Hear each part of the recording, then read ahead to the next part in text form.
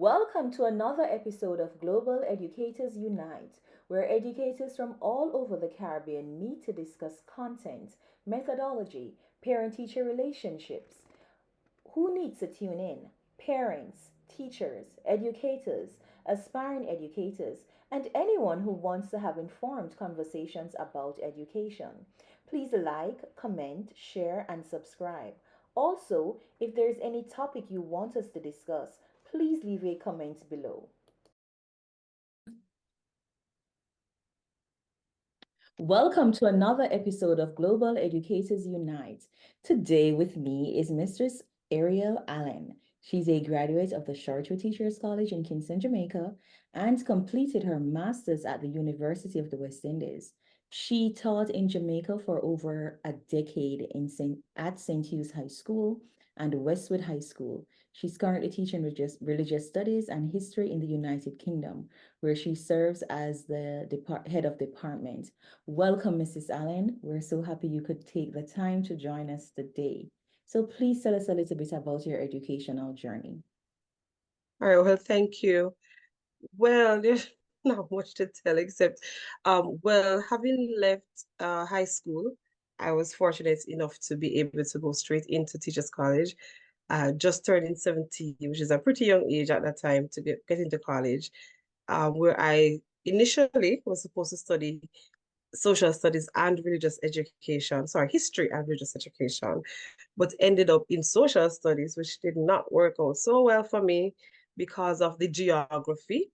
But anyways, I graduated in 3 years from Shortwood Teachers College with a diploma in religious education. Started working, and then the January of 2009, I decided to go back to Shortwood to complete my first degree in secondary education. I've always been interested in special education for a very long time. I think since 2012, I've wanted to do a master's degree, but just was not sure exactly what I wanted. It took me a very long time before I decided that I wanted to go back to school. Um, in terms of actually deciding what to study, I started a master's at the Michael University in 2019, but it wasn't special and I was doing so well, but it just didn't feel right. So when I left St. Hugh's in 2021, I went to Westwood, and that was pretty far away from Kingston. Tried to do the course online, it wasn't working out, so I decided to go into check out the University of the West Indies after speaking with a friend of mine who told me about this very nice program. So I started that one, liked it, stuck it out, and I have completed that master's degree now in teacher education and development. What I found out is that I actually really liked supporting teachers more than supporting the children. Awesome. I love that. Love it, love it, love it. And you know what? It's important for us to have teacher support because that is one of the things that has contributed tremendously to teachers leaving the profession. So it's good that we're having teachers who are interested into branching off into support now for other educators. So what was it like teaching at St. Hugh's? St. Hugh's is an all-girls school in Kingston. So what was that like? Please to share. Well, I had an amazing time at St. Hugh's. I mean, I stayed 13 years. That should say something. I had an amazing time at St. Hugh's. I owe all of my skills to St. Hugh's. Teachers College does not prepare you for the classroom. Really, it's really when you get into the classroom that you learn so much, and you're like, we didn't learn this in Teachers College, but on the job, you learn so much. I had really, really good support in my early years. Um, I didn't get mentorship, to be honest, but in terms of feedback from head of department, from grade coordinators, etc., I had a very good experience. It was really good too because the girls were very, very bright, which I think sort of made my job a little extra easy. Um, I love a lot of teachers don't like this, but I absolutely love writing lesson plans. It is my number one go-to. I prefer to write the plans than teach. And so, writing the lesson plans, getting those feedback, ways of improving, and also just watching yourself grow over the years. It was very, very fulfilling for me. being at St. Hugh's. St. Hugh's is um, very diverse in terms of the type of staff, the type of events that they participate in, the exposure you get. So it was a very satisfying experience for me at St. Hugh's. I love that. I love that. And just a little FYI, and for well, not for you, but for those younger teachers, teaching is like raising a child. There's no manual. And so you are taught things in college and you think that, okay, I am prepared, I'm ready, I have the methodology down, pack up my content down, pack, and you go in the classroom and it's a total different experience. So thank you for sharing that. That was important for our younger educators to know as well. So after moving from Kingston to Trelawney, you went to Westwood High School. What was that like? And that transition from Kingston to, the country area teaching now? Well, I grew up in the country. I grew up in Manchester. So in terms of country life, I was accustomed to that. Just that Trelawney was just as I thought it was, very bush, very deep rural. Oh, wow. So that having been in Kingston for 16 years, it wasn't difficult, but it wasn't easy either. I really did love the idea of being away from the hustle and bustle and just being in clean, fresh air. Um, I my expectations of Westwood was I really love the girls. We still keep in contact. I had good relationship with staff. I was free to share, my growths, and I appreciated that I could say, I don't think this is working. I don't like this. It was fine. It was fine, but I thought it would be better. I think that was what it was. I thought it would be a little better than I didn't feel challenged at Westwood. I didn't feel like I was growing. So the experience Not as was like rewarding. Yeah, not as no, I think it was maybe because I'm a seasoned teacher.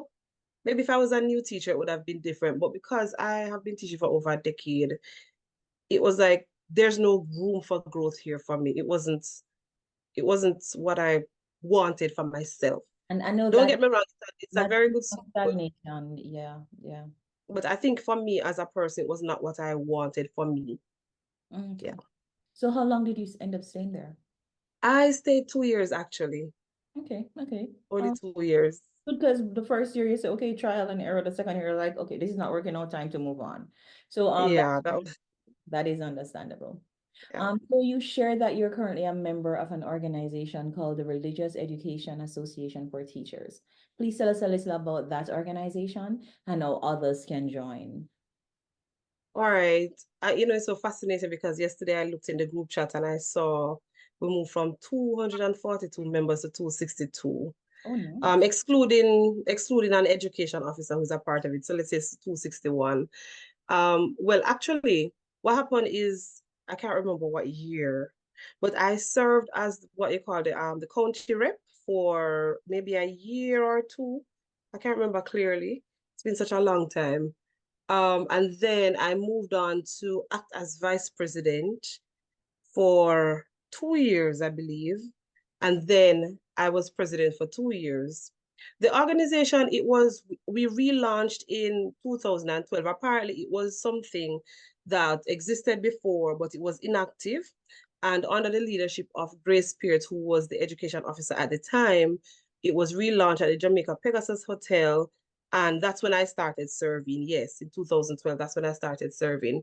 So what the organization is, it's a group, it's a group for teachers who teach RE, whether you're trained or untrained. And what it offers is support and guidance to teachers. I have not been in contact much for the last 2 years. The last meeting I attended online was during the lockdown for COVID. So that might have been around 2020 or 2021, somewhere about.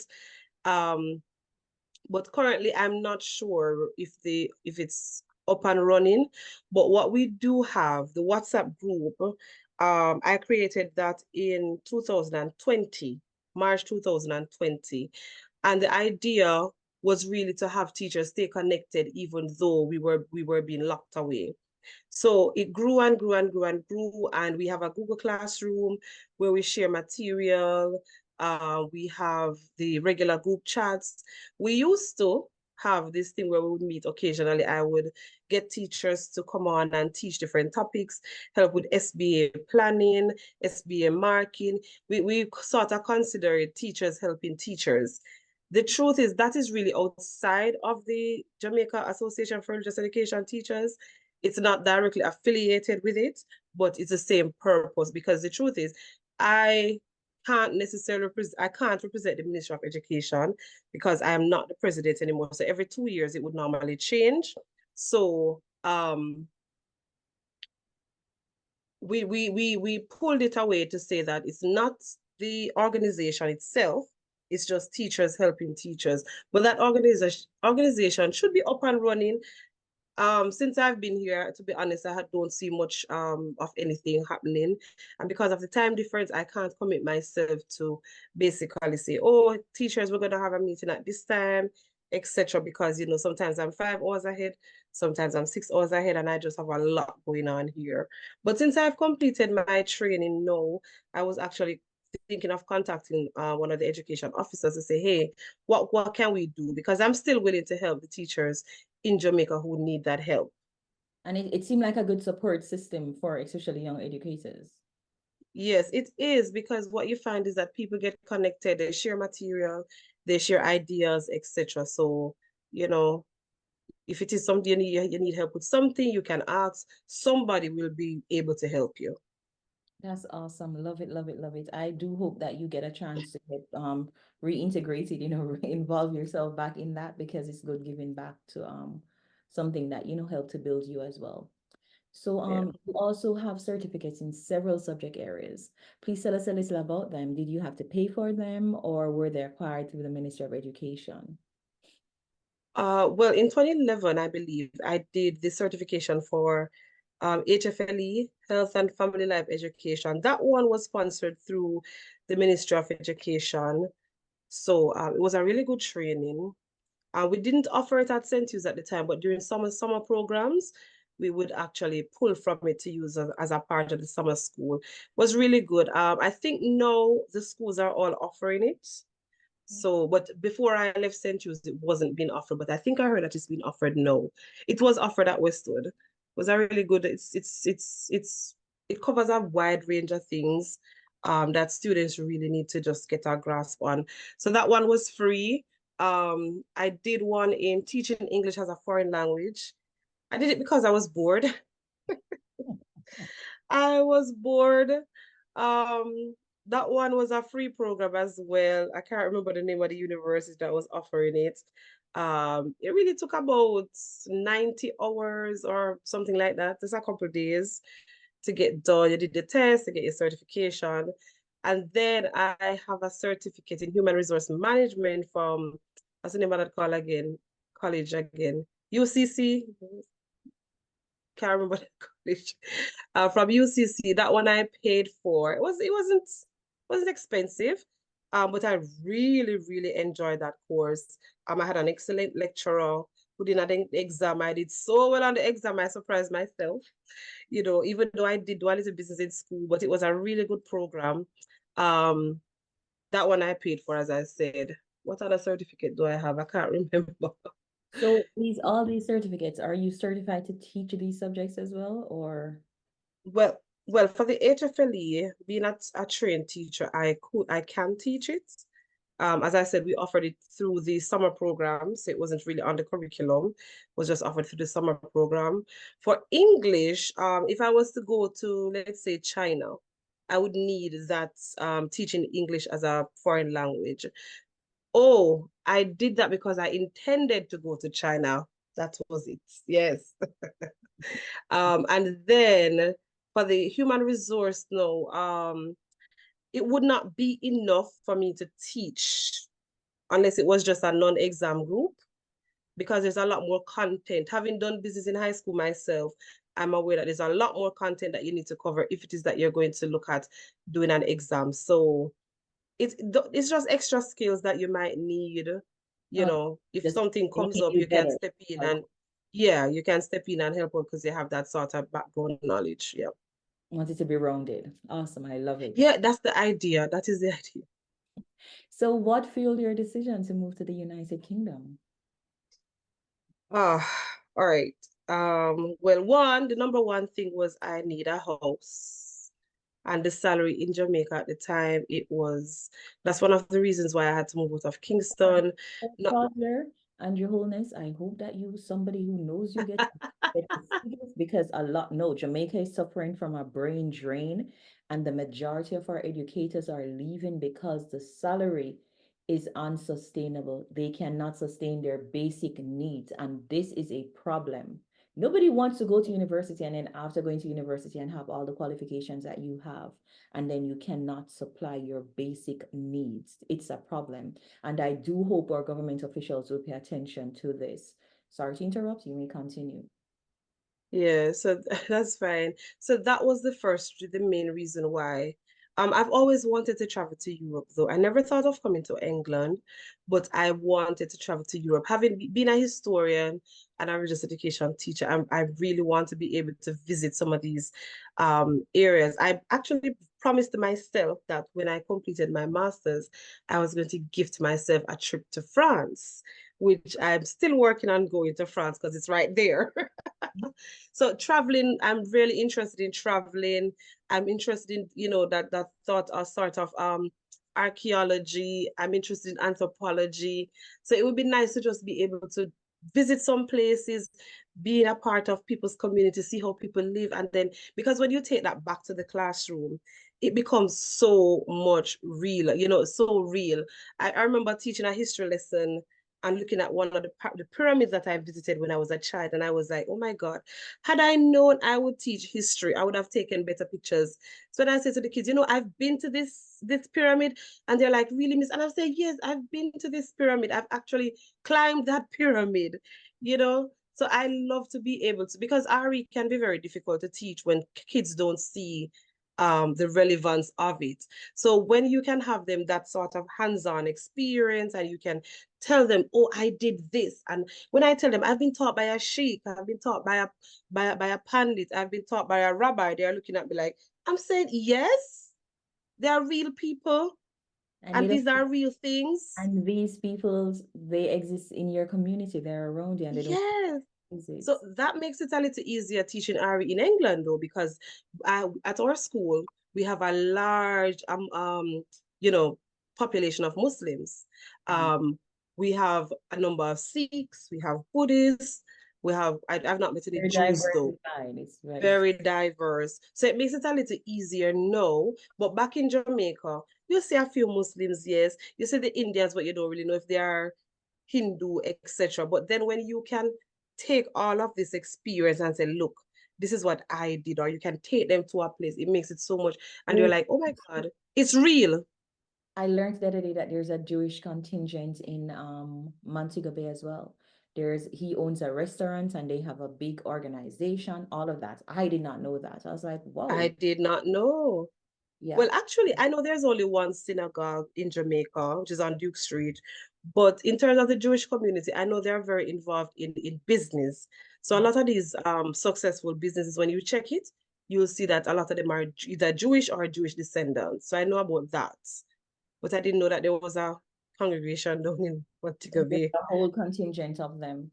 All right, so my next question is, did you have to get certified to teach in England? And if so, please share the process. Actually, no and yes. All right, so the no is my degree is sufficient to teach here. However, every foreign teacher who comes, you get 2 years to do what is called quality teacher something, can't remember the name. Currently they are not offering for RE yet because they offer different subjects, but the government gives you 2 years to do it. You don't pay as far as I know. It's sort of a 3 months assessment where you'll be building a portfolio to show your work, and they will come, they'll watch you teach, they'll look at your portfolio. And what it does though is that it increases your salary. So you're not doing it just to show that you can teach. It is actually, they actually increase your salary. I'm not certain by how much because I looked a few times, but I really wouldn't be able to do it now because I was still studying. So now that I'm done studying, I'm looking into it now and finding out if it is that I don't get it done in the 2 years, what happens, etc. Because last time I checked, RE was still not being offered at the time because they don't offer all the subjects Oh, at the same time, but they give you that time. But it's a good thing because it's nothing new. It's just gonna be you teaching in your class, you collecting evidence of what you're doing, students learning their progress, pretty much to what we did back home with the portfolio. Because I have my portfolio still. And then they will assess you to say, do you meet the criteria? Are there areas that you need to improve in? And they'll come back if you need to improve. You get a chance to, better your craft and your pocket too. that's a good thing. Okay, so compare your teaching experiences in Jamaica to England. So what's the difference? Well, the truth is I was very fortunate to have taught at two really good schools. Um, I did teach at a non at a what do you call it again? Technical school for 8 months. Um, Probably shouldn't say this though. I was on leave. I was just helping out part-time. So that experience was a little different for me, but it was a valuable experience and I enjoyed every moment of it. It was very different. When I went to teach those kids, I felt dumb. I was like, okay, you don't know how to teach and you have to go back to the drawing board. This is after 10 years of teaching. But what it was because I was accustomed to teaching a certain types of students. When I was asked to teach other students, it became difficult. So you were not able So to differentiate. yes. So what happened now is being here, that's the situation. I expected being in a first world country to have well-behaved students, pristine. I expected to have students who were serious about their work, students who were enthused. That was a big flop. After 6 weeks, I said to the principal, he was like, Ariel, what's what? I was like, what the hell? I'm like, what the hell, sir? What the hell? And he's like, okay, I get it. And I'm like, I can't do this. What the hell? Yeah, you didn't But realize it's so different. no, but after 6 weeks, I was promoted to act as head of my department. That gave me a lot of power. And what happened is that I sought out people. I met with heads of departments from other schools, from other regions. My head of faculty is amazing. He will pull out all the stops for me to get any resource I need. So when I say, hey, I need to talk to somebody. I need some help with so and so. And he drove me himself one day to one of those schools and we sat down and we went through the curriculum and we talked about what our students' needs were. And I met with some other heads of departments at another time. So what happened is that the last meeting I had was about 3 weeks ago. I keep sort of just checking in with people. What are you doing at your school? We've talked with the primary school. What is it that you're doing in year 6? Yeah, so you Because can we want to know build where the on. year sevens are. So the first 6 weeks were horrible for me. Students' behavior, never seen that in my entire career, ever. Was so terrible. Attitude to learning, terrible. However, when I did some changes to the curriculum, I remember sitting with the kids and I said, let's talk. What do you like about the subject? And they told me nothing positive. And then I said, okay, what do you suggest? How do we move forward? Because guess what? We have like about 8 months more together, and I don't want failure and I don't want bad behavior. So what are we gonna do? And I did this with my year 9 classes. I have 7 year 9s for RE, and I think I had 2 for history at the time. And I sat and I spoke with them, just the year 9s, because they're the more mature ones. So I took a whole session and I just sat down and we just chat. And I presented some topics to them and I said, what do you think about this? What do you think about that? Do you think that this would have any value to your life? And then while I heard from them, then I said my piece and I showed them how everything that we can learn, how it can apply. I gave them a list of career choices for RE. If you do, I said, tell me whatever career you tell me, I can tell you how RE is it's important. And so when I did that and I came back with a new plan, I found that the kids were so more receptive. There was a lot more active learning.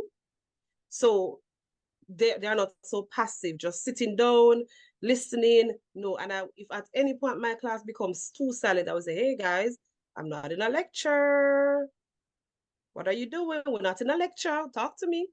I need to see the questions coming. I need to hear the responses. I need to get interruptions. But miss, I don't agree. That's what I want in the class. But we have a systematic way of doing it. So since then, it has been much better. And I've realized also that in terms of their results have also gotten better. The school I'm at, so I'm teaching 7, 8, 9 RE. Um, just talk about the RE. I'll leave the history. And what happened is that there's no 10 RE, no 11, no 12. There's a 13. What it means is that nobody has been selecting the subject to go to GCSE. But I have a class for September for year 10. And can I tell you that there are students who are still thinking of doing the subject? And there was something interesting that I didn't even realize. My head of faculty said to me, he passed and he was like, kids still seem interested. And I'm like, yeah. And he was like, usually when they choose their subjects, they are disengaged. And I'm like, nope. They're still full speed ahead. They're still asking, Miss, when are you giving us back our paper? Miss, when am I going to get the prize? When am I doing so and so? So I'm still getting all of that active learning in. They are sitting, they are doing their group work. They will literally come. If I have a class without group work, they will say, Miss, what happened to the group work? Miss, are we going to do group work next class? And kids tend to run away from that. I have had kids who did not want to even answer a question, are now standing in front of my classroom doing their presentations. I've had kids who have not wanted to do anything. Before I say, I need some persons to, and you don't know what I'm asking? Miss, I want to do it anyways. I said, you don't know what I'm asking. Just wait. So I'm not going to say that it's 100% buying because it's not, but it is maybe 95% of them are no. In the I still group, have that in the group. few who Yeah. are still a little bit resistant, but I tell you, even behavior, I have had my last half term was 6 weeks. And I tell you, I have had maybe 5% of incidents. And it's just the same set of kids who definitely, and some of them, they do have, little issues. So you're not too hard on them and so on. But I tell you, they get to class early, they are settled, they want to do the work. I remember this one boy he wrote nothing at all in his book. And when I said nothing, I mean nothing. And I see that boy now volunteering to do things in class. And I'm like, okay, so it started out very rough, but I realized at first I thought they did not want to do anything. But then as I got to know them and I understood them and I started to understand their culture and their understanding mine, we find that the relationship has improved. They will see you outside and they'll say, hey, miss, and I'll say, hey, so and so, you okay? And they'll compliment you, oh, miss, your hair look nice. Miss, why do you change your hair? Miss, why you do this? Miss, why you do that? You have those little chit chats with them. I find that they are doing so much better.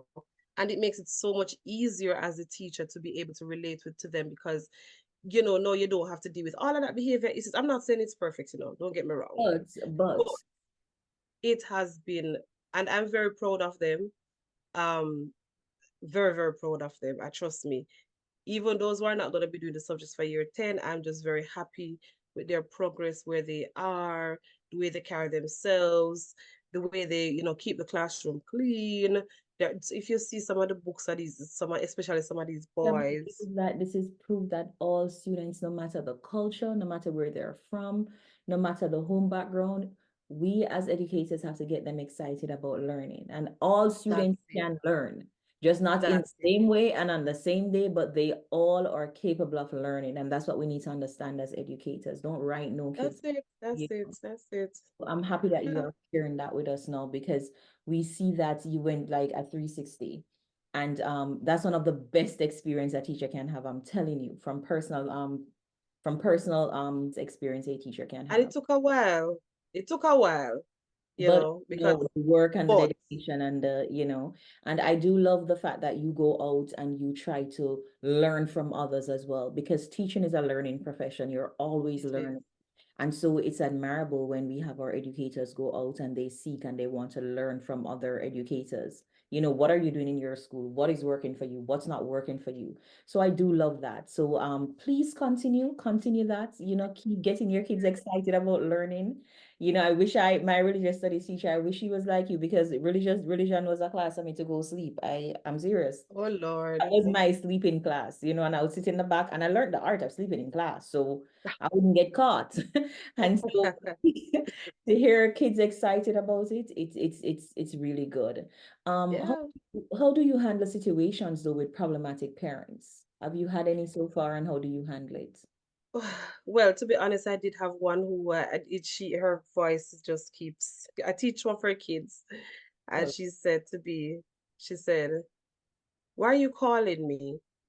When I have problems with them at home on the weekend, do I call you? Do your job." oh my gosh. OMG. But you know what? Her kids, I mean, both of them were terrible, but right now they are so lovely, especially the boy. What I did have a chat with the boy outside because he's so tall. And I said, listen, we're not gonna fight. You're gonna come to class, you're gonna do what you're gonna do, and you're gonna let me do what I have to do. Not no problems with him since. The girl is a little rougher on the edges, but she is not the worst. But I think she really just wanted to have a relationship with me. So I've tried to foster that relationship with her where, and I don't, if she says something, I will ignore, I don't toe to toe with her because if you say something, she will want to respond. And I'll just say to her, listen, you need to do this. This is what you're to be focused on. And if she's rude, I will ignore her rudeness completely and say, okay, this is what you need to be doing. And that is how I've actually been able to sort of calm her down. But I've not had, I think that's the only parent I've had who was rude to me. I've met some face to face. I read their facial expressions. I when I'm speaking to them, I read their tone and then I know exactly what to say after. So there was this one particular one who his daughter was truant in almost every class and he was sort of blaming everybody except the child. And I said, I understand all of that, but I didn't bother to defend anything. I just said, I get what you're saying. And I'm saying, but if we do so and so, we can minimize so and so. What do you think? And that's how I got him to, calm. sort of just Yeah. calm down. Yes. All right, so thank you for that. Now, what advice do you have for aspiring teachers who want to eventually teach internationally? All right. Well, specifically for teachers who have been teaching over 5 years, because I think for me, once you get to 5 years, you sort of think that you got this, so you know what you're doing. The Veteran. truth, yeah, the truth Wonder- is, number one thing is don't have any expectations. You will the truth is everybody's situation might be different because all the schools are sort of different. But don't think because you're going to a first world country that you're going to have the best students, the best support, that you're going to have students who are enthused, etc. That's everything that I have more than enough. I tell you the truth.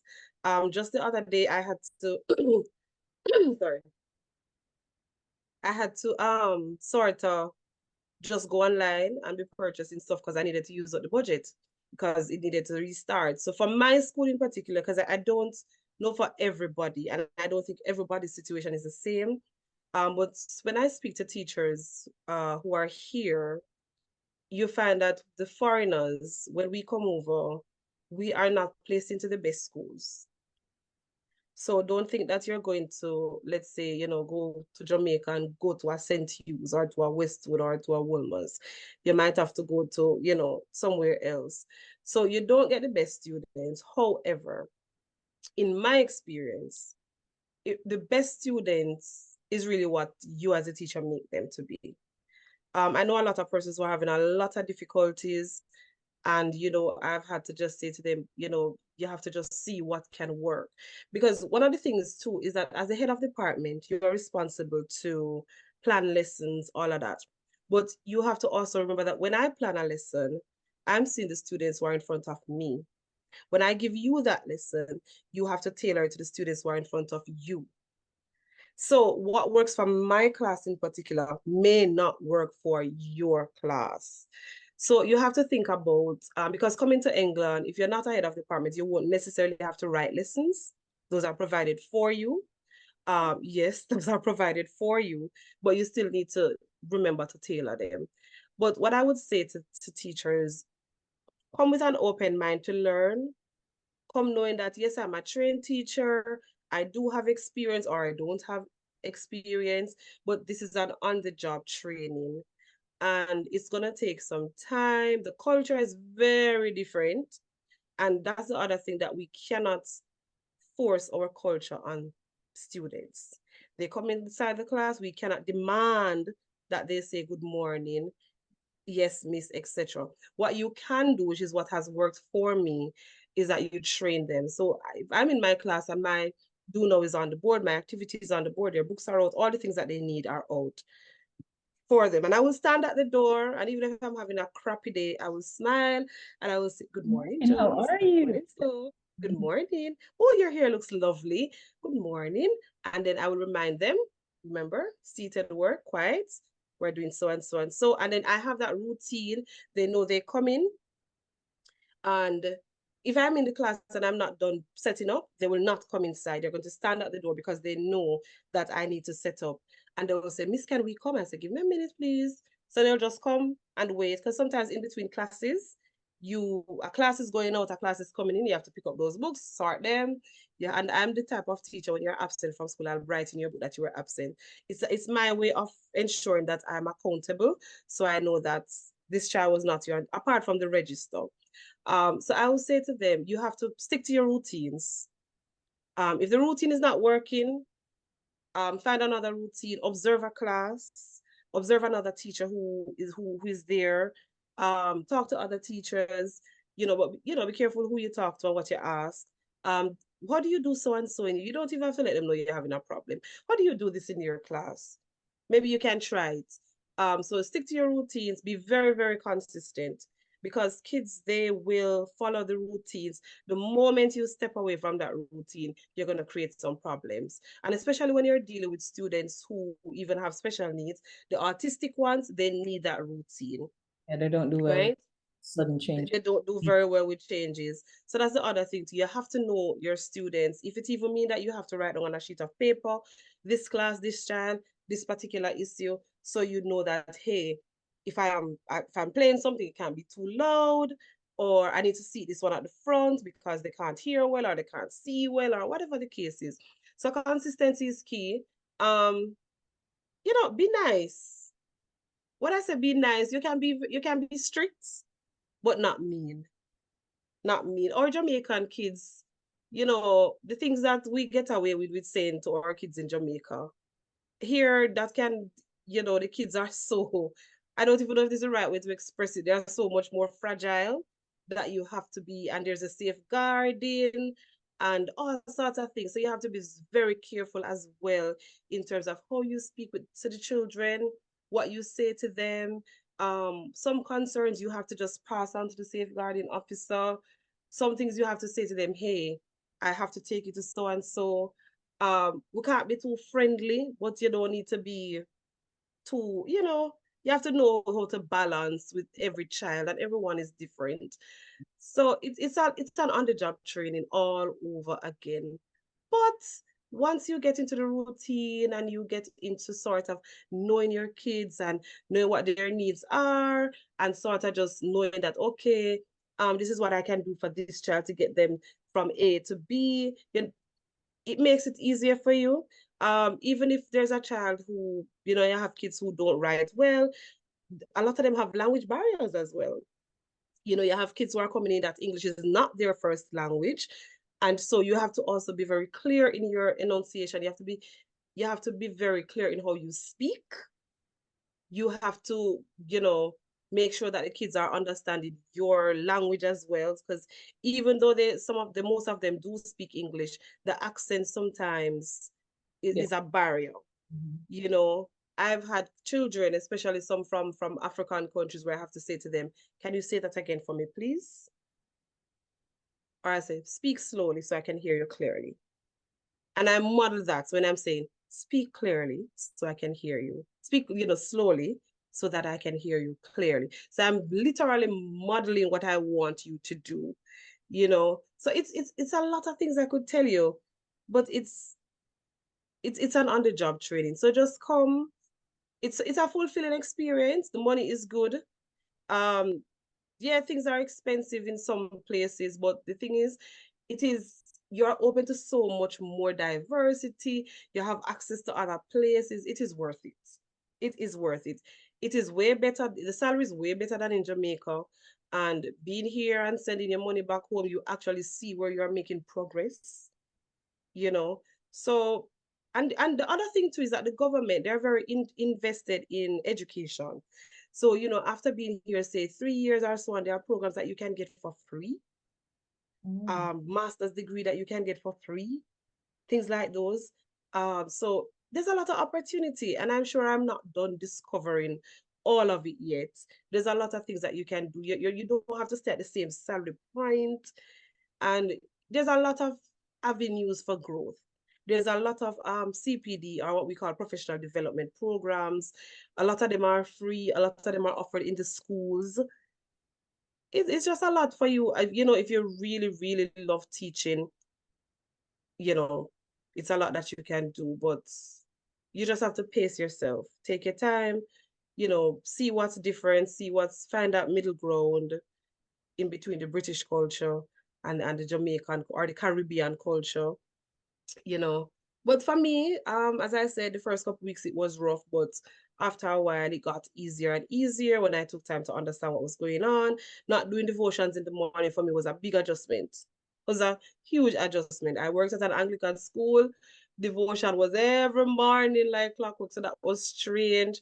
Going back into Westwood, devotion was every morning. So that was a huge adjustment for me. Um, but over time, you get it. You don't need to rush anything. Just take your time, understand what's what, and, just enjoy the ride. Awesome. Those are some sage advice. So thank you for that. And I'm sure new teachers, the novices watching, they will take some nuggets from you as well because you have shared a wealth of knowledge just now. And our final question is a chance for you to brag on yourself. So this is your chance to brag on yourself. So tell me some of the things that you have accomplished over the years that you're proud of, the things that you want us to know about. What makes Mrs. Allen stand out? What am I most proud of? What accomplishments?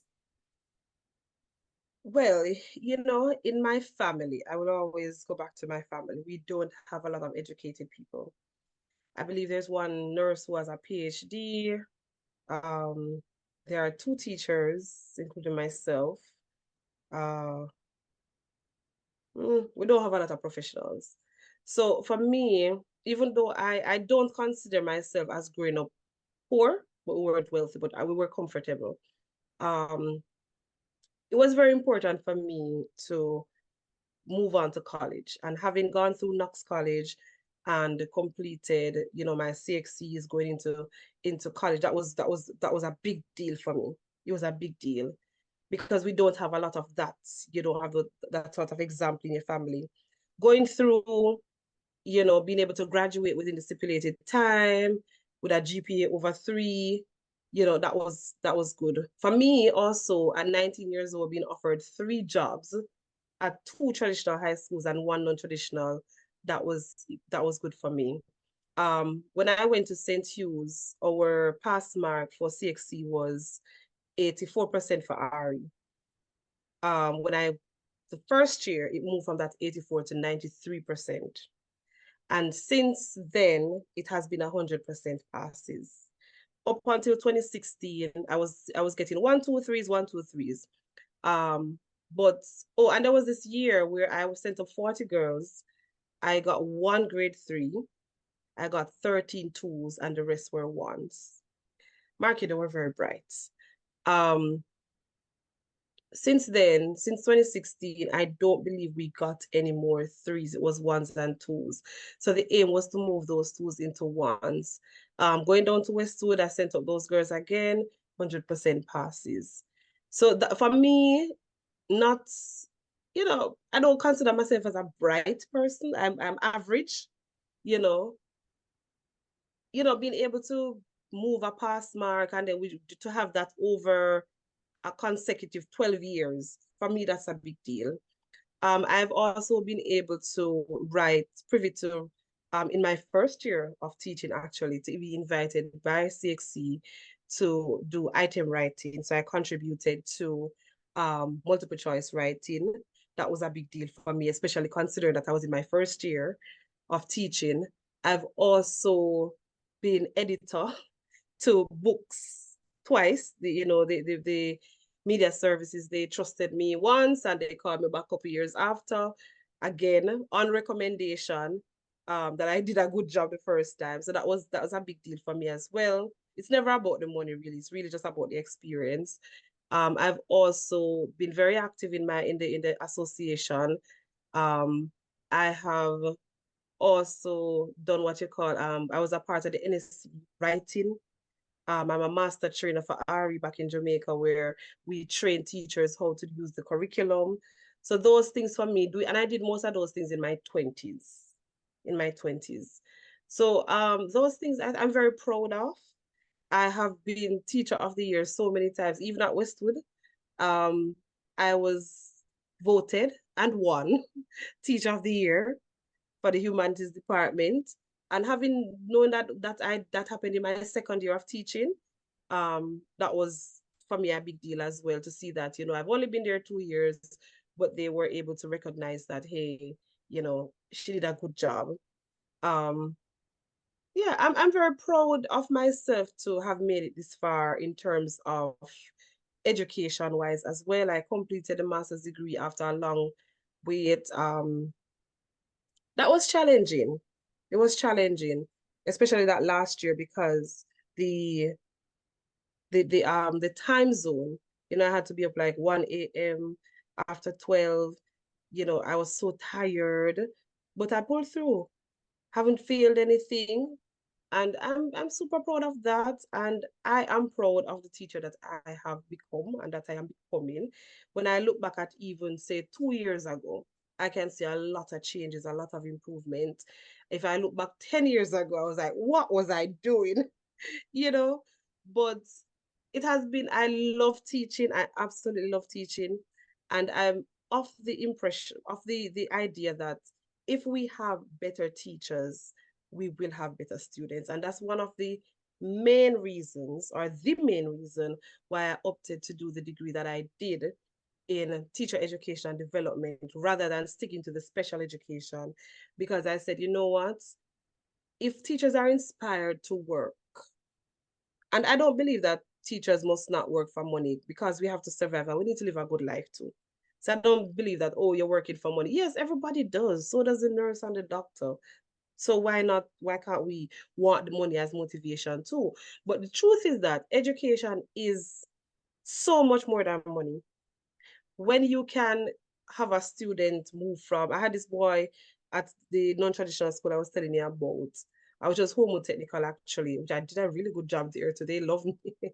um, when you see a boy, in year 9 at 12% on your first assessment, and at the end of 8 months, that boy is scoring 56. That is just, it's better than any grade 1 that you have ever received. It is so, and that's when I realized that, you know what, Ariel, you really, really love to teach. And when you see kids who are seen as, you know, not so bright, and I remember this one boy, he passed R with a grade 2, the only subject the boy passed. You know, I sent up 10 students from home, with 8 of them pass. And I tell you, those kids, when I had them, they were so motivated.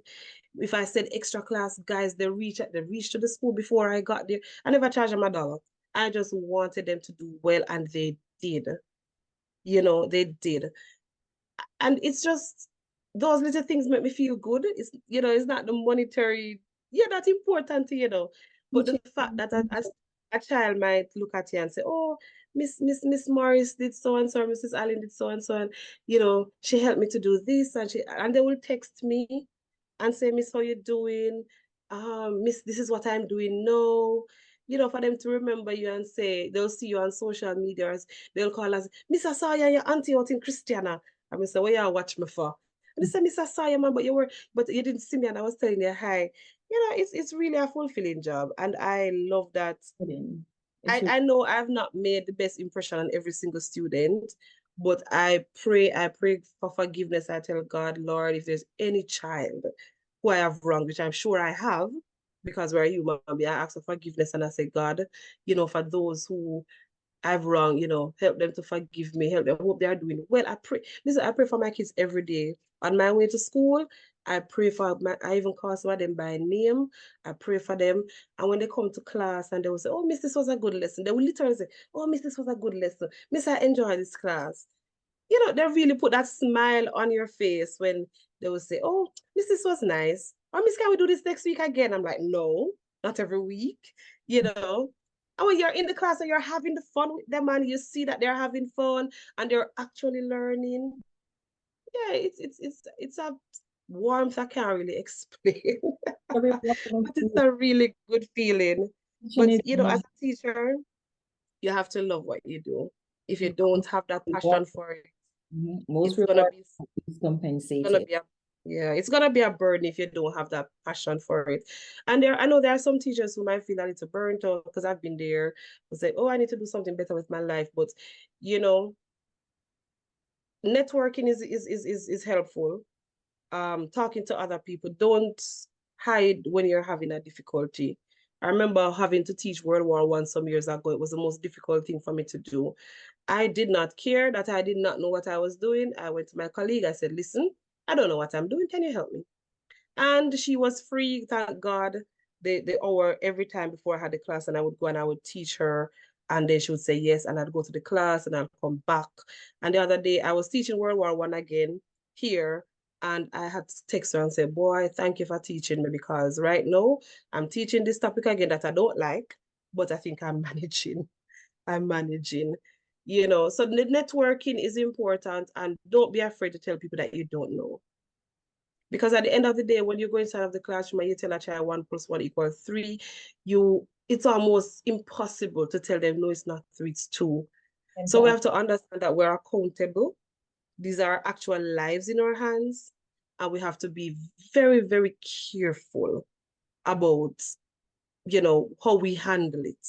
We can either make it or break it. So we have to be very careful as teachers.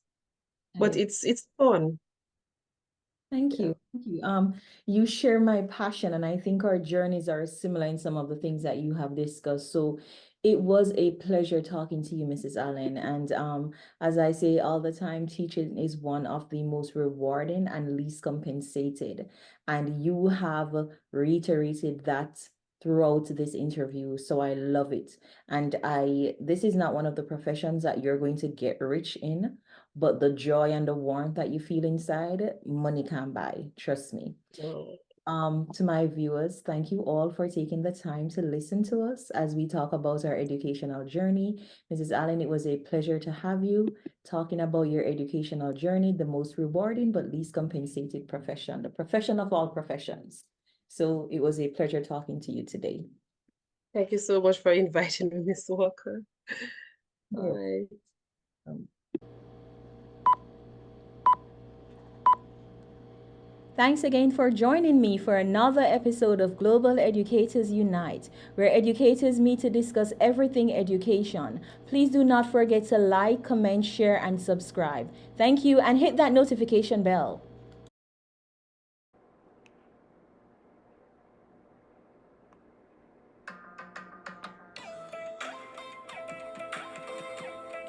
Let me start that one, yeah. Like how Martin Luther King would have started. My dream, my dream, my dream, my dream, my dream. Tell you my dream is to live my dream. Hear the most I in me sleep when me say, tell you my goal, my goal, my goal. All of my goal is to reach my goal. Live a happy life, put it on me headstone. Nobody